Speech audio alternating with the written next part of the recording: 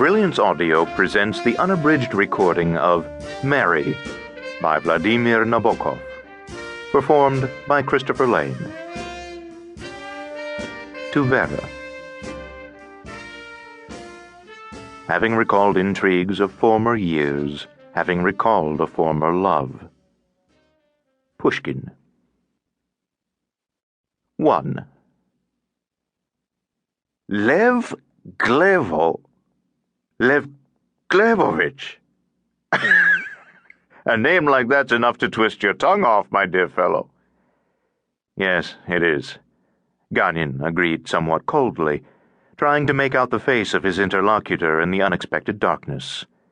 He was annoyed by the absurd situation in which they both found themselves, and by this enforced conversation with a stranger. I didn't ask for your name and patronymic just out of idle curiosity, you know, the voice went on undismayed. I think every name— Let me press the button again. Ganin interrupted him. Do press it. I'm afraid it won't do any good.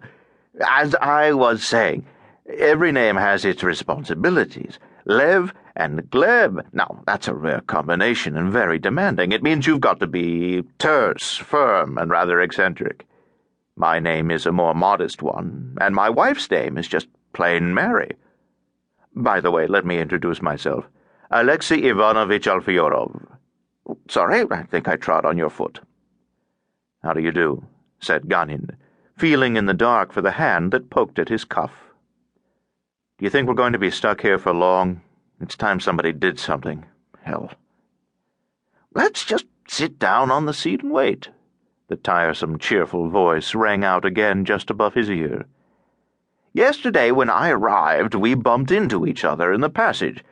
Then, in the evening, through the wall, I heard you clearing your throat, and I knew at once from the sound of your cough that you were a fellow countryman.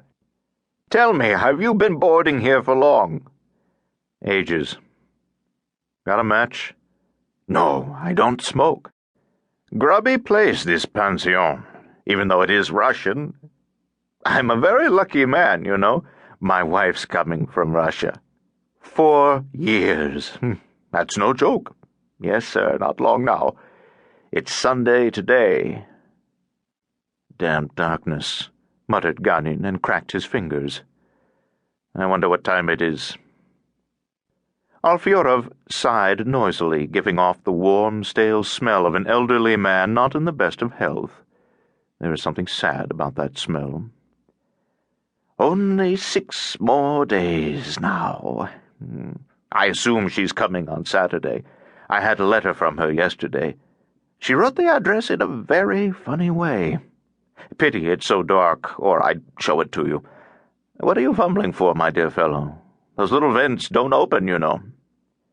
For 2 pins I'd smash them, said Ganin. Come, Lev Glebovich.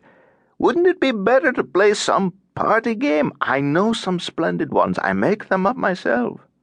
For instance, think of a 2-figure number. Ready? Count me out, said Ganin, and thumped twice on the wall with his fist. The porter's been asleep for hours, droned Alfyorov's voice, so it's no use banging like that. But you must agree that we can't hang here all night. It looks as if we shall have to. Don't you think there's something symbolic in our meeting like this, Lev Glebovich? When we were on terra firma, we didn't know each other. Then we happened to come home at the same time and get into this contraption together. By the way, the floor is horribly thin, and there's nothing but a black well underneath it. Well, as I was saying, we stepped in without a word, still not knowing each other, glided up in silence, and then, suddenly, stop, and darkness. What's symbolic about it? Ganin asked gloomily. Well, the fact that we've stopped, motionless, in this darkness, and that we're waiting. At lunch today, that man— What's his name? The old writer. Oh, yes, Patty.